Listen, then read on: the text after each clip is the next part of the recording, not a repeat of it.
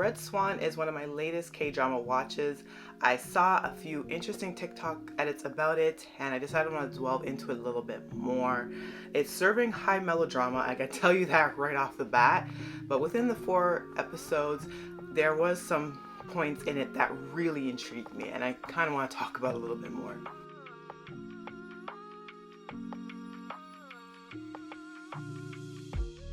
Hi, I'm Monique. I am the host of Off by Purple Heart podcast, where I talk to you about K-dramas, C-dramas, BTS, and whatever else I want.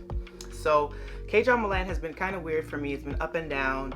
Some are a little drier than others. I have reviewed a couple of K-dramas in the recent months or so with My Sweet Mobster, which is still currently airing, and I did an episode about that. But Red Swan is another one that I picked up. Its vibes are very, very similar to me of Perfect Revenge Marriage, just like the high melodrama, the really old school K-drama archetypes, you know, the villainous type of characters are really obvious, like the scene chewing type acting, the high hysteria. So it's like an addictive soap opera type level that you're getting with it. So Red Swan has a lot of those elements. I believe it's currently airing on Disney Plus. I am not promoting that platform. I'm just saying that's where I believe it's airing. But you know, there's other means to get the shows. But Red Swan has the dynamic of at least the female lead being a philanthropist and the male lead being an ex-cop that is trying to uncover the truth of the death of his friend. And I am here for, you know, bodyguard romances. So the male lead is eventually the bodyguard to the female lead, and we find out her life is consistently in danger, and there is a big entangled weave of lies or web of lies that are slowly unraveling, and we as the audience are being brought along into this mystery as well. And that is probably the best spoiler-free version of the basic premise of this show that I can give. So Red Swan, as I said, has very soap opera-y elements, and I probably will be going into some mild spoilers, not enough in my opinion to ruin the show for you. I believe they're just getting started to the levels of lies and deceptions that the female lead will uncover. But she's basically in a den of vipers, pretty similar to structurally how, you know, the Perfect Revenge Marriage was like. Our female lead was a retired athlete of such. She comes from a very poor or lower socioeconomic status in her family, and she kind of rised up the ranks with her professional career as an athlete, and she eventually ends up marrying this playboy millionaire that comes from this extremely powerful family that has a matriarch that is very shrew-like. I'm telling you right now, there's something a lot of K-dramas have like these toxic family dynamics with the chaebol, super rich, super wealthy families, and typically they'll have the matriarch or the female lead of the family be an absolute shrew, and she is often one of the major antagonists of our poor female lead character. This is like a tried and true trope in these type of K-dramas, but with this character in particular, I don't know if I like her or if I hate her, because the mother is so shrill. She is seen chewing like crazy. I don't know if the actress that's portraying her has like a theater background, but it's such exaggerated, just mustache twirling type villainy. Like she literally snarls on camera, and she at one point in the very first episode is like, I am going to kill her. It is very, very crazy. So her mother-in-law is extremely toxic, extremely shrill, and extremely annoying. So that is definitely a barrier of entry for this show. Yeah. And she's in this den of vipers. She's this retired athlete, and she ends up becoming a philanthropist. And she is very proud of this now foundation and organization that she has cultivated throughout the years within her time in this family and building up in her reputation and stature. So she's done a lot of good work.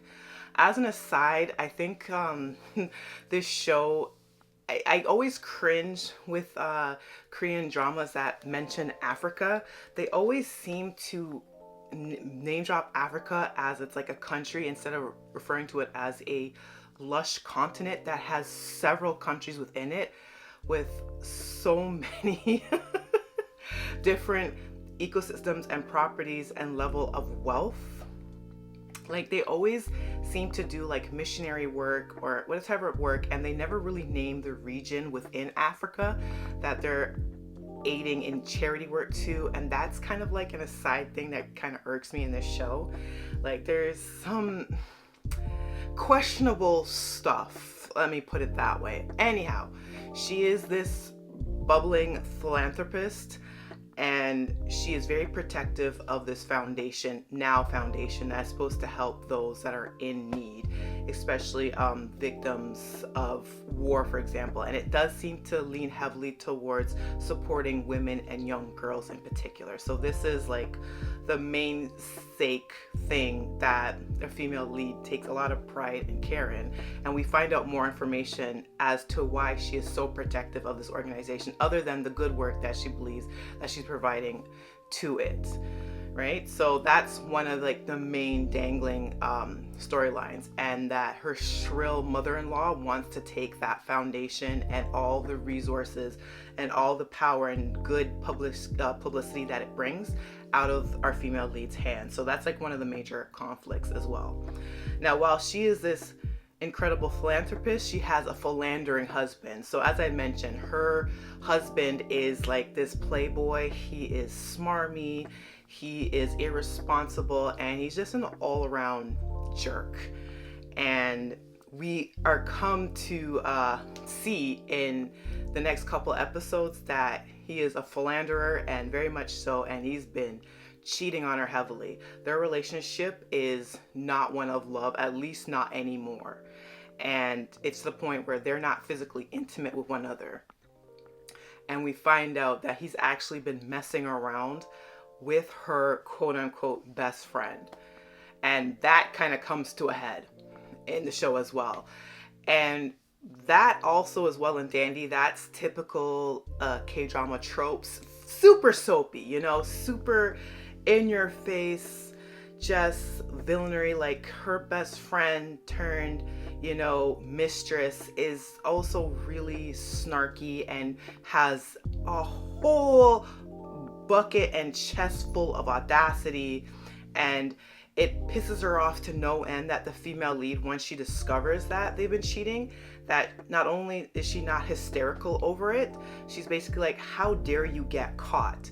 They were in the midst of like this banquet that had a lot of publicity, a lot of high profile figures there, and the best friend and her husband like sneak off into like the library or like a study room or study area, and you know, start the bound chicka wow wow, and she walks in on them and she's like, how dare y'all get caught? You're so stupid. Like there's so many people that could find out about this and give this to the press that could rake us over the coals. Like, can you at least control what's going on in your pants and do it in private and be smart about it? Like, you people have money, like, come on.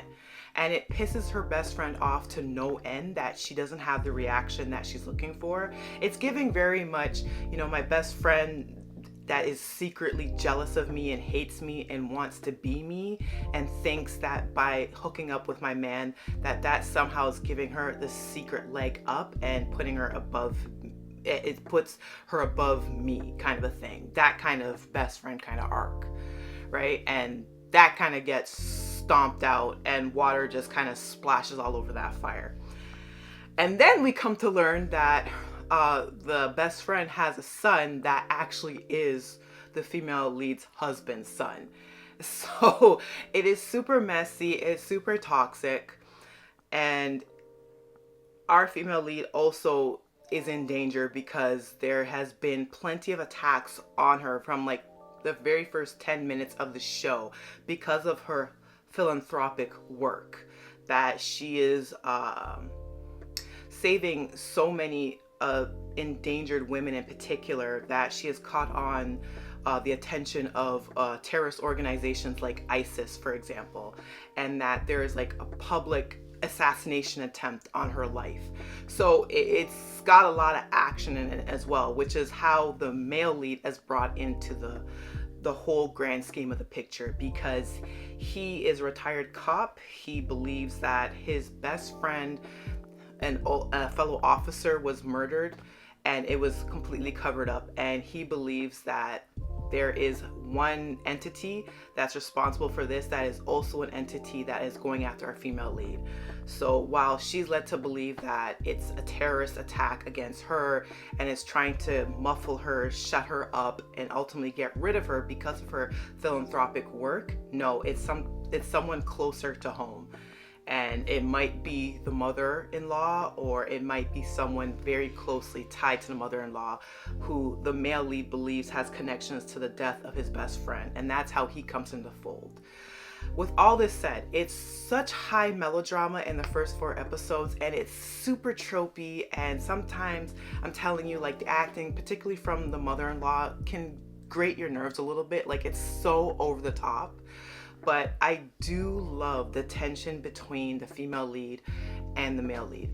As separate characters, I don't know if I like them that much as their own entities, but coming together, I do love that trope of the bodyguard romance. And because the female lead is so tightly wound, and she rightfully so is so distrustful of everyone around her, especially in the recent events of all these attempts on her life, and the work that she's trying to do, and how hard she's fighting to protect her charity work in particular.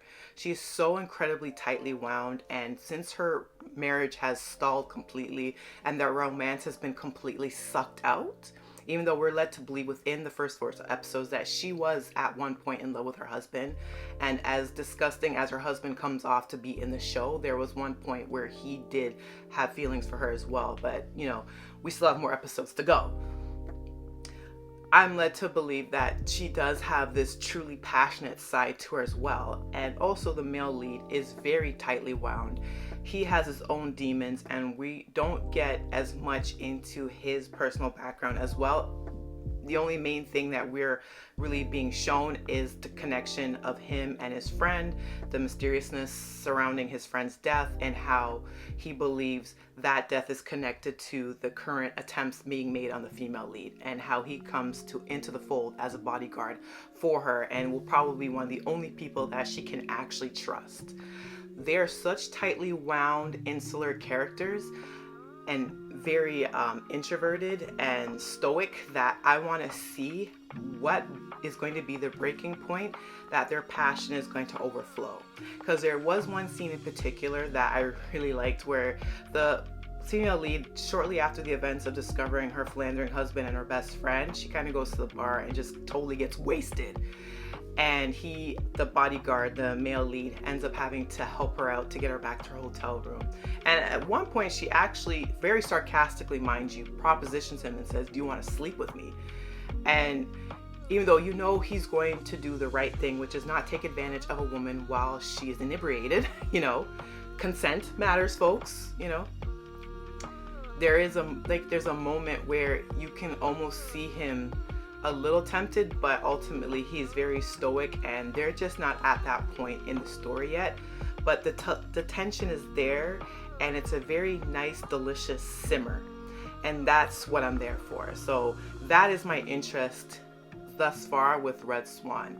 I don't know if it's high up there on a lot of K-dramas K-drama watchers watch list, but I'm kind of hoping that this show will pick up more traction. I'll see more discussion points going on it, because I do find that tension very delicious so far. But we'll see where things go. We're at episode 4. At least I have seen 4 episodes thus far, and I'm gonna stick it out a little bit more and see if it gets even juicier. But that's kind of my thoughts on Red Swan. Let me know.